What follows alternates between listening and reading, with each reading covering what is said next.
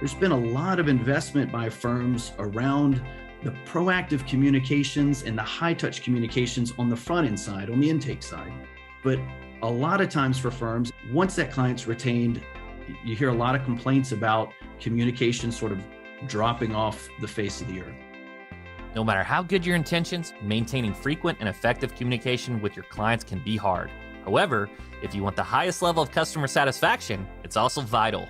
And so Legal CX really jumps in with a very simple approach to be able to empower a firm at scale to really be in front of that client and really kind of in their pocket, as we like to say. Now this client's already hearing from the firm in some high level ways so that they know like these guys are on the case.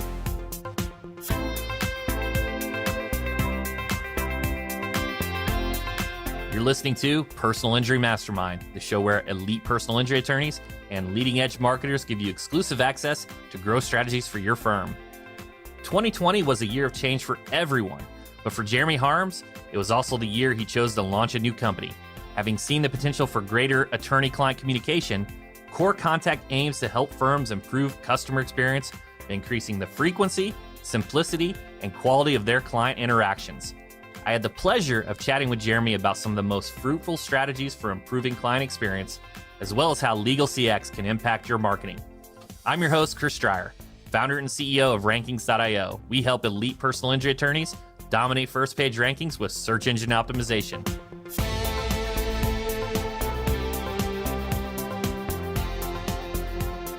An important first step for any lawyer is to really understand the people around them. So let's get to know our guest. Here's Jeremy Harms, co-founder of Core Contact. Let me tell you a little bit about my background and kind of where I came from, being a bit of an outsider to the legal tech space. It's been fun for me ever since the beginning of 2020, a heck of a time, January of 20, to figure that we were going to start something new, me and a few partners. I've got a couple stealth partners that come from the legal tech space and have worked in the intake industry for a number of years, know this industry really, really well, a couple who are attorneys themselves. And so I, as an outsider, came from cloud analytics, cloud computing, Oracle data analytics, data science, was a director of a business intelligence team for a number of years. And so also running a customer service help desk for our managed services clients. That component of customer service, of course, is just one critical aspect of that client journey. But it's normally on the back end when something's gone wrong, right? Something's broke, there's an error, some issue. And so help desk is all around trying to resolve something, of course, once there's been a problem.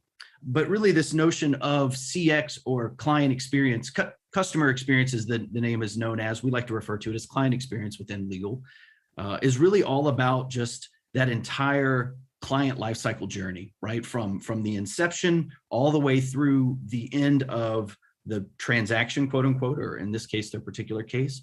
But even ongoing after that, as you continue to foster that relationship and develop promoters. And so once I and my partners came together in 2020, we really realized that, gosh, for this industry, there seems to be a real lack of education and knowledge around CX as a concept. These industries that I came from cloud analytics, cloud computing, and all the industries that we touched and work with, CX is at the top of mind for a lot of organizations in so many other verticals. You even see it, day in, day out, we don't even think about it, like in our interactions with services that we engage with, right? When you check into a nice hotel and you get a ping on your cell phone, right? That lets you know that your room's ready. When you order a pair of shoes from Zappos, kind of every step in the process where those boots are, right? As they're on their way to being delivered to you. But even some pretty lower end engagements, if you were to order a pizza from Domino's on a game day, right? Domino's kind of stays in your pocket, so to speak, letting you know where in that client journey, short-lived as it may be, 30 minutes or less, or it's free, right? As the old saying used to go, let you know, what your expectations are as far as that client journey is concerned. And so we came into legal, and I, as a bit of an outsider, talking with my partner, said, guys, it seems like for all these conversations that we have with firms, there's been a lot of investment by firms around the proactive communications and the high-touch communications on the front end side, on the intake side, right? As clients become retained.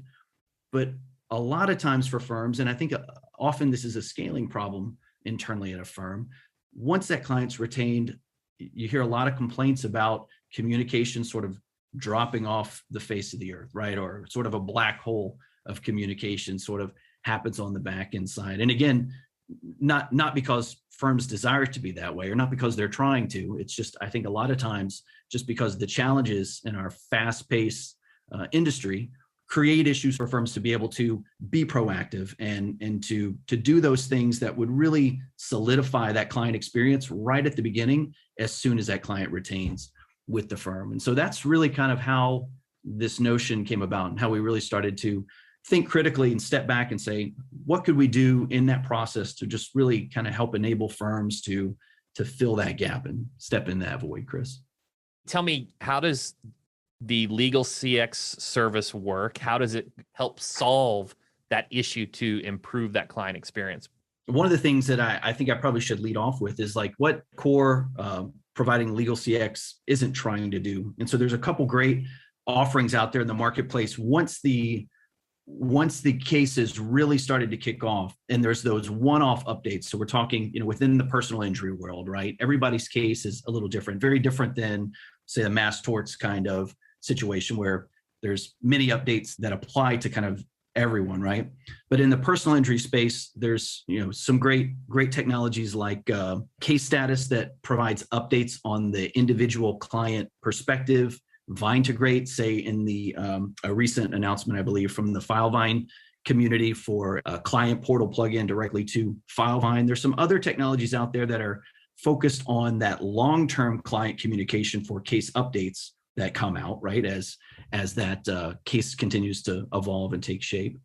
And what Core is really trying to do is that initial engagement before the firm really has any kind of update to provide, right? It's going to take a little time to bake this cake, right? There's that initial discovery, and there's that records retrieval, and there's all this back and forth that needs to happen behind the scenes where the client has realized they've just signed a retainer, either the old-fashioned way or electronically, and they're hungry for what's next, right? They're hungry for some follow-up. And so Legal CX really jumps in with a very simple approach to be able to empower a firm at scale to really be in front of that client and really kind of in their pocket, as we like to say, but even within their channels of some old school routes like snail mail. Really what it boils down to, Chris, is as soon as someone's retained, that firm wants to immediately be able to welcome that person. And the SMS channel, most clients being, SMS enabled, right, mobile enabled, is by far and away the greatest way to get eyeballs on that particular artifact, right, or on that particular piece of information. Emails, of course, updates, they probably have some SMS texting capabilities as well, and something like their case management systems. But really what we see firms not do so well is immediately thank somebody upon retention, and then more importantly, drop something as simple as a V card to that person's phone. And this is for a few different reasons, right? One is, as that firm then wants to reach back out to that client with a case update later, right? Or to follow up and ask for some information that they need from that client. Now that client's got that law firm's name, address, all the various numbers that they might communicate on, be them voice, SMS, automated systems, right, that they may have within their case management system. All those numbers are baked within that V card so that that person knows when the firm's reaching back out, that's who's reaching out to me, right? Doesn't go to a spam filter, doesn't fall away into kind of an unknown bucket as far as voicemails are concerned. According to Tango, something like 95% of SMS is seen within the first 3 seconds. Wow. And Twilio talks about that percent as far as how much it's even clicked to be opened. Very different than my email inbox, right? Which gets absolutely blasted with a whole bunch of stuff that I don't get to in nearly real time, right? And I like the V card component too, because I got to be honest, when I get a call, if there's not a name on the number, I'm ghosting it. Right? Guilty and as even charged. The voicemail, I might listen to the first 2 seconds, and if there's a delay, I don't even answer. So I'm looking for that text message or email. Absolutely. Imagine if you see that's the attorney's name pop up in your phone just as soon as same day that you have signed that retainer, right? So that you just completed an interaction with this firm. It's for this unfortunate event that you've experienced, right? And now you see a communication come in that says, hey, Jeremy, thanks so much for retaining us for your fill in the blank case type, auto accident case, whatever that might be. Obviously integrates directly from your lead system, your case management system to pull that information into this personalized communication, and then delivers that V card. And, you know, a lot of times, Chris, when we're educating firms about the necessity of something as simple as this, you would think of a V card's a V card's a V card, right? You could do a test by simply creating a V card on your iPhone. I don't know if you're an iOS guy like I am, but obviously a very popular make of mobile phone. Share that out to your buddy who uses Android and see what happens to your pretty picture that you had gone to all the care and trouble to have professional headshots taken of. It wipes it out, right? There's a lot of nuance between vCard version 2s versus vCard version 3s. And when a vCard's generated on an Android-based platform, a Windows-based platform, or an iPhone-based platform, they don't all play and share alike. And so there takes a little bit of knowledge, research, and you know, for any firms that want to implement, say, this on their own, I would encourage them to make sure they're testing out on all kinds of devices, an array of different devices, to make sure that you've got a consistent delivery there to all your clients, because they're not all one type of phone or iOS.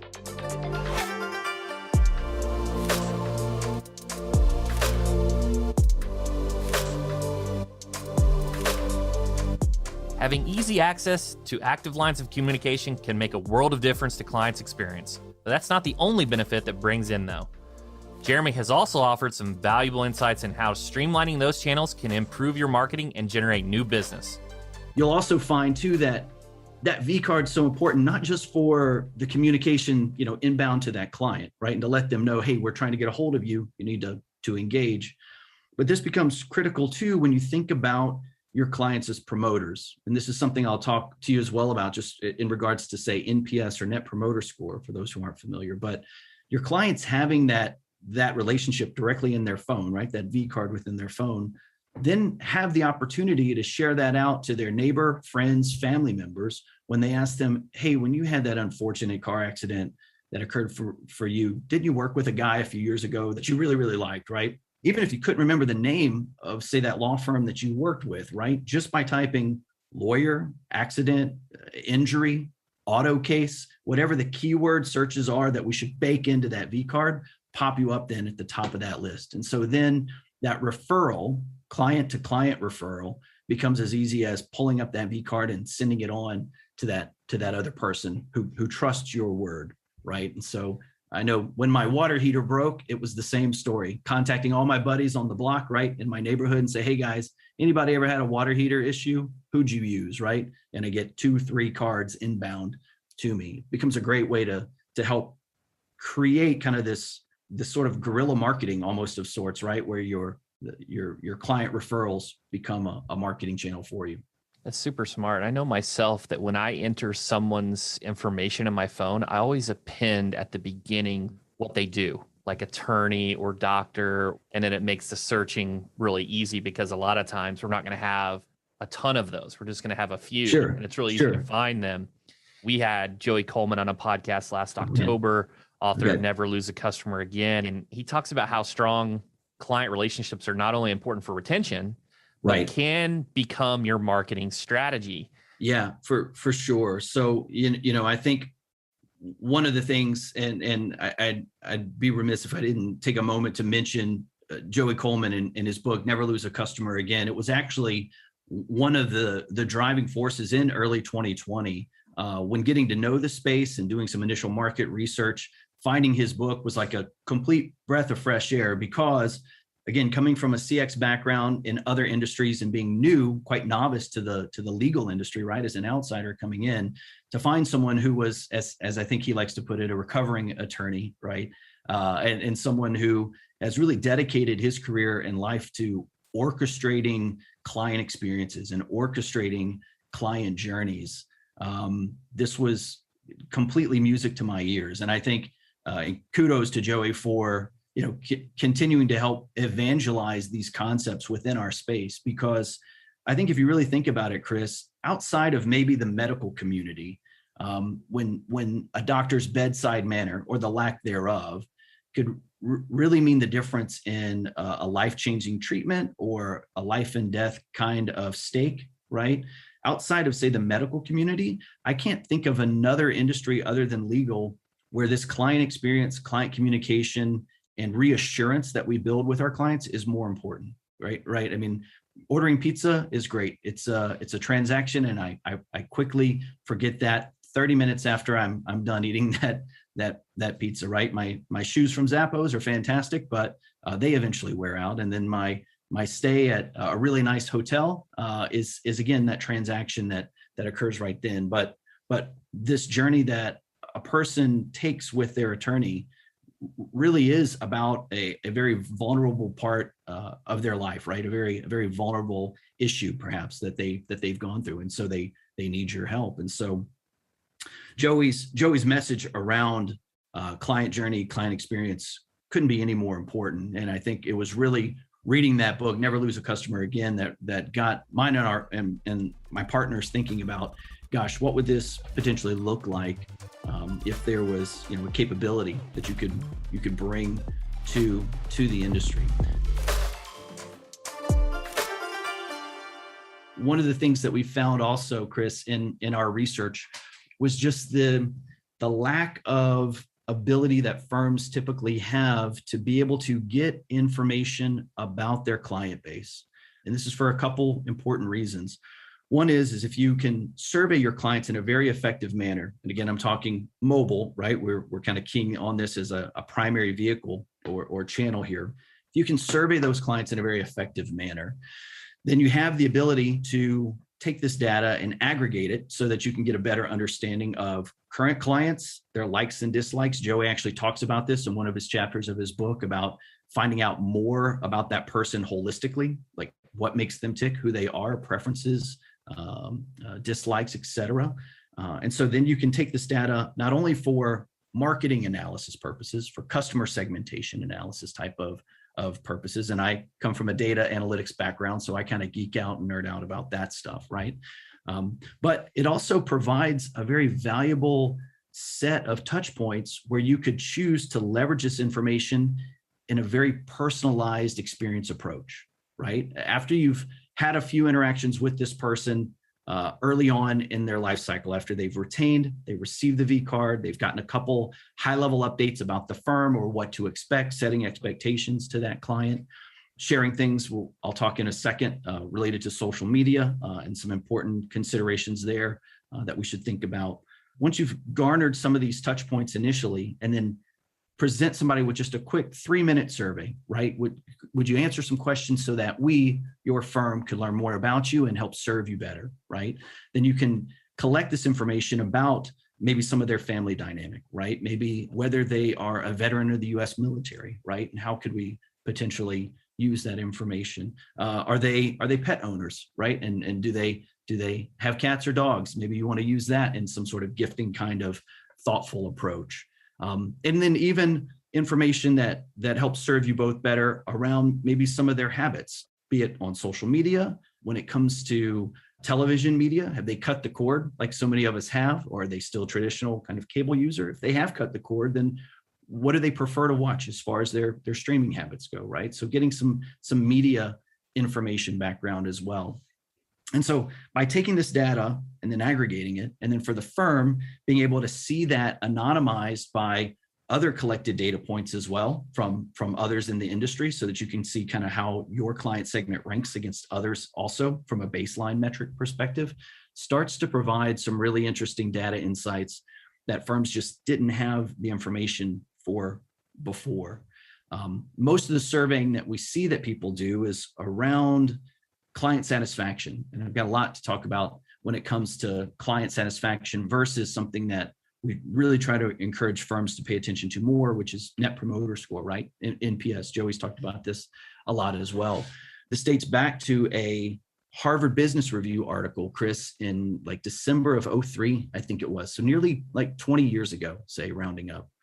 This idea that the biggest single metric for growth for any kind of organization, no matter what the vertical, is what's their percentage of promoters versus their percent of detractors. And so many different firms we talk to say, yeah, we used to send out surveys maybe years ago the old-fashioned way via mail, or more recently we've been sending out some surveys via email and nobody responds. Well, give sending out an NPS question, which takes less than 30 seconds to answer, on a scale of 0 to 10, how likely are you to refer our firm to a friend, family, or colleague, right? And then be able to collect that data, again, via mobile, right? In a very simple click, submit kind of fashion. This gives firms the ability then to track progress over time as far as how effectively are they doing, right? How well are they engaging those clients, keeping those clients happy, and then building a loyal set of promoters.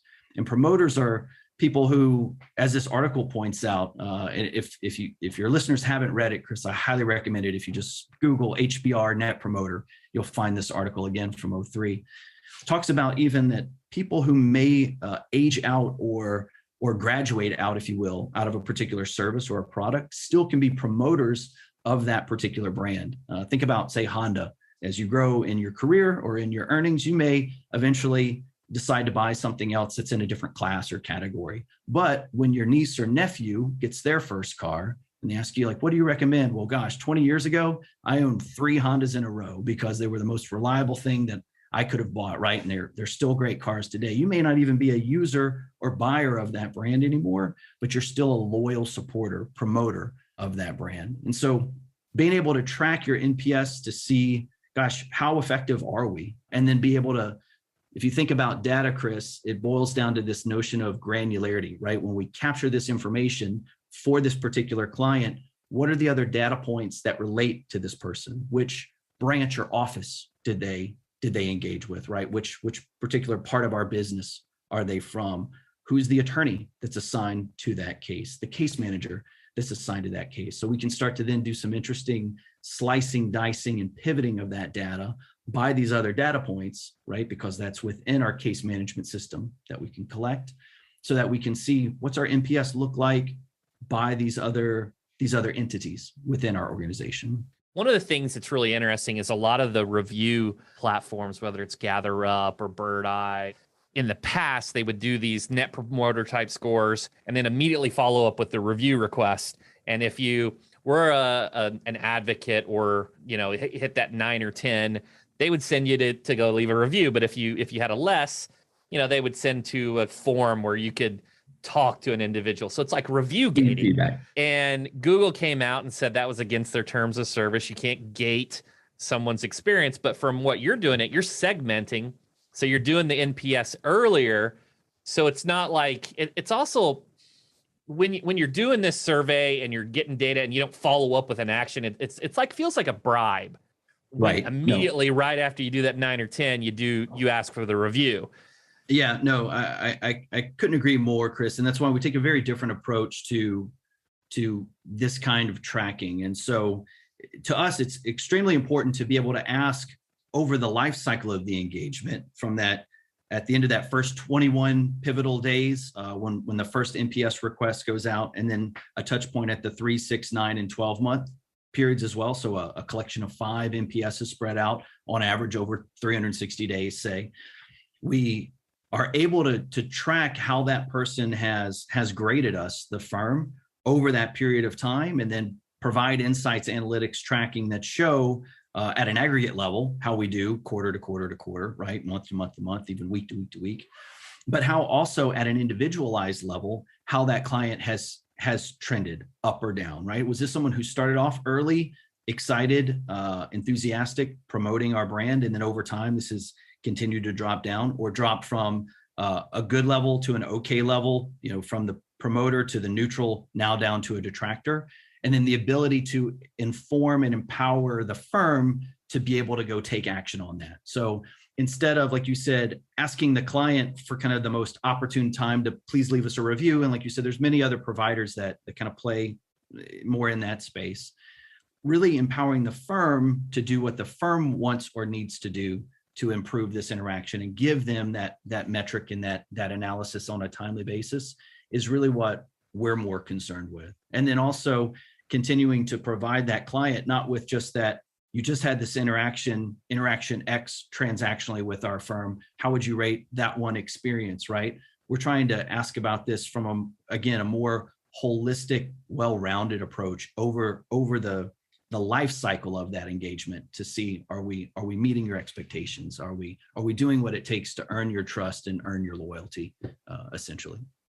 I like that, because in that life cycle, in that journey, you can spot where there's weaknesses and then go in there and improve those situations. The other thing that I was thinking about is, look, not all client experiences are the same in terms of who's happy and who's not. So if you have like this extra little concierge type personal touch, well, if you know who needs that, then you can really help prioritize your time. Yeah, exactly. And you have that level of data point then once you are tracking and trending that information again at that when I talked about data granularity, right? We record this at the lowest possible level of data point, who this person was on this particular date for this NPS, right? And so now we have the ability to see seasonally across the journey life cycle, that journey engagement for that client. Has that score stayed consistent? Has it gone up? Has it gone down? Has it done it within a statistically reasonable standard of deviation that we need to pay attention to? If it's small fluctuations, maybe that's not as important. But again, just arming that firm with that information and doing so on an alert-based kind of approach to give their customer service team or their client success team an opportunity to reach out and say, hey, we noticed we've slipped a little bit here, right? Owning it, right? Like we want to do what's needed here. And what's it take for us to improve on this? The NPS itself, and again, we didn't invent this by any means, right? It's a great idea from, 20 years ago from the Harvard Business Review, which is, again, permeates most every other industry that I've ever seen. But asking that one question, how likely are you to recommend us 0 through 10? You can follow that up very simply with an optional word box question of, and why did you give us that score? And what can we do to improve? Even if it was a high ranking, right? A 9 or a 10, what other things come to mind that you would like to see? And so again, being a data analysis guy, a guy who likes to kind of geek out on the numbers and on the kind of analytics we can run, having those narrative bubbles, if you will, allow us to do things kind of inventively like word cloud or sentiment analysis on that piece of data. So we can start to see then topical themes that pop up, right, over and over and over again. For our detractors, what are the big scary words that they often say? And you usually start to see some repeating themes that, again, is a mirror that the firm's holding up for themselves for self-reflection and self-analysis, right? Let's be honest with ourselves. This is what we're hearing from our community. For those things that we're doing great, what is that? And that's a really pretty picture in that mirror. And we can do more of that, improve on that, right? Or how do we do that better at scale? So really trying to arm that firm with maybe some insights they didn't know.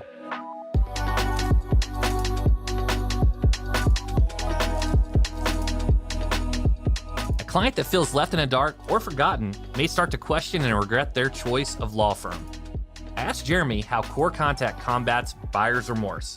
It really boils down once more to communication initially and avoiding that radio silence, which I think is so common and so natural. After all of that effort's been put into the original courtship, Joey actually talks about a really fun metaphor here, related to dating, right, in courtship. And read his book. I won't retell his story, but this idea that all this attention goes up into the front end part of that relationship, and then as soon as it's sealed, the communication changes kind of drastically, and not for the better oftentimes. And so being able to, again, based off of this trigger kind of interaction, this person has just retained with the firm. Now we're able to immediately communicate to them through these channels, right? Sending out, say, that V card, that welcome text, thank you for joining us. You've made the right decision.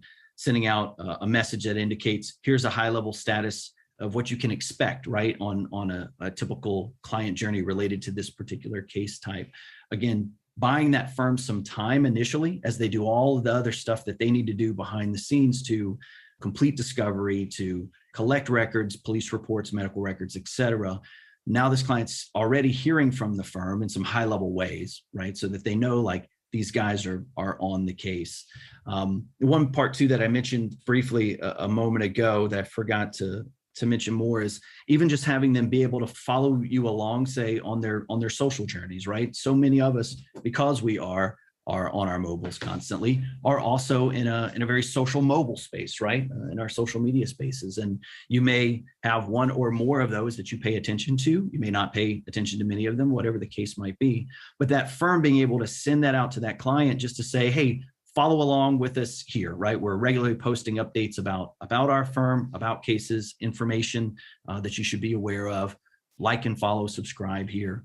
And what we see so much of the time, Chris, and you'll see this in a lot of people's, say like in their email signature, is that they'll just link to whatever their facebook.com/firm name link is. And that's usually fine for those who are engaging, say, in a desktop or laptop mode, right? Where you're signed into that browser experience. But if you're sharing links like that, I like to kind of refer to them as weak links. If you're sharing weak links like that to people who are mobile based, right? Or you're sending that out via text, you'll find when you click on that, it'll pop up in your mobile browser on Android in a Chrome browser, on an iOS in your Safari browser. And I don't know about you, but I've never logged into my social media applications via the browser on my device. So immediately there's this firewall, right? There's this barrier to entry where now I'd have to remember my username and password to log in to be able to hit the like or subscribe, and fat chance on that happening, 95 times out of 100 probably. Well, if you can use a deep link technology, such as we baked in our platform, then there's a cloud-based component behind the scenes that's able to determine, is this person on Android, on iPhone, iOS, Google Chrome device, and then be able to send a proper link that will be able to determine, do you have this native application installed on your device, and then pop that Facebook experience up right in the Facebook app, right in the Twitter app. A lot of our firms are starting to be more socially minded for millennials, right? On TikTok or Snapchat, wherever they may be advertising to. And so you open that experience right there on the native app where I can click like, subscribe, follow along. So again, it's just this kind of impressive experience to the client early on of this firm knowing what they're doing, right? Sending this out in an experience that doesn't create extra work for me to stay engaged, but makes this super easy, super smooth to engage. That's very smart. I never even thought of that, but I myself know that if I have to log in on my phone, it's never happening. And then if I do want to take the extra effort, I'll search from the app. Right. You go to the app and then going back, right? Far too much friction, right? In that equation, in that case. Let's talk about, there's a personal injury law firm listening, like, oh, this makes sense. This is perfect. I need to improve my client experience. I would like to implement all these things. But how does Legal CX integrate with a personal injury law firm? How is there continuity, right? Because you mentioned earlier, Joey Coleman, right? You're dating, courting, you marry, and then here's Bob, here's the new person. How does CORE integrate and help a personal injury law firm as a third-party provider? Yeah, great point, Chris. So really the most important thing is that CORE is completely transparent in this entire relationship. What I mean by that is that the client, as far as they're concerned, is 100% communicating with the firm, right? And so anything that CORE provides, Legal CX is doing on behalf of the firm is completely visible pass through from the client to that firm. Again, really kind of starting with, I know we've harped on this earlier, but even starting off with that V-card approach, Chris, this engagement that CORE is doing on behalf of the firm is very limited in the overall life cycle of that client's case, right? There's going to be any number of meetings, phone calls, text messages from the client portal system or from the case management system, all these other interactions, of course, that absolutely have to still happen within the litigation of that particular case. But by starting off with the genesis of that particular V card and putting all of that important information directly within that artifact, that touch point, and being able to track, how many times that's actually been saved to people's phones, right? How many times that it's a URL, based V card that they download. That allows us to initiate that handshake, if you will, and then have our contact update number, any other update numbers within that V card interaction. And then CORE can essentially step out of the way, right? So that all those other follow-up pieces of communication that come after CORE has done this initial life cycle engagement, all those other communications are still going to that client first and foremost via their mobile, via a call or text. And that really helps complete that handoff, if you will, from that engagement. Of course, behind the scenes, we're still helping serve the firm as it relates to the data aggregation, right? As it relates to the data reporting platform. So when it comes to the client survey results as they come in, or the NPS scores that come in, now the firm is often running with that client with the actual litigation of that particular case. Core is no longer kind of in the loop doing the day in, day out updatings. Again, like I said, we're not doing like the case status updates or the Vine to Grade updates via a client portal. It's really in the firm's hand at that point, and Cores just help facilitate a better initial handshake, if you will, at the beginning. It's kind of how I like to think about it. Yeah, fantastic. So like a nice value add at the beginning. And Jeremy, this has been fantastic. I think you really highlighted all the benefits of a high quality client experience and a lot of tactical things too. But if people have more questions about Legal CX and Core, where can people go to find out more information, and where can people get in touch with you? Yeah, no, I appreciate it, Chris. The easiest thing for anybody who's interested in learning more about this or would like to have a conversation about just best practices around like what we see within the industry can go to legalcx.com, just legalcx.com. Find us there. There's get connected with us button there at the top. We're pretty active on our social media channels as well. You'll be able to find us from that page also. And then starting to blog more and more about topics around this space. So I would encourage people to check out the blog and follow us along as we, again, really try to help educate the legal industry and legal tech about some of these core components and ways that firms should think about whether they use some other third-party service to help enable it, or they want to bake in some of these capabilities themselves. Really just trying to, at the end of the day, collectively, all of us, improve that client experience within our space. Wonderful. Thanks, Jeremy. Thanks for coming on the show. I appreciate it, Chris. Thanks so much. Have a great day. Once you've had Jeremy describe it to you, investing in your client experience becomes a no-brainer. As well as ensuring your customers are comfortable, it's also a great form of grassroots marketing. Remember, not only is a happy customer more likely to recommend you, but streamlined forms of communication also make it easier for them to do so.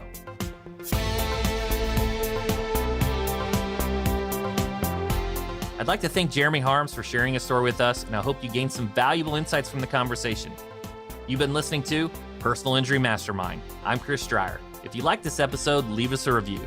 We'd love to hear from our listeners. I'll catch you on next week's PIM with another incredible guest and all the strategies you need to take your personal injury practice to the next level.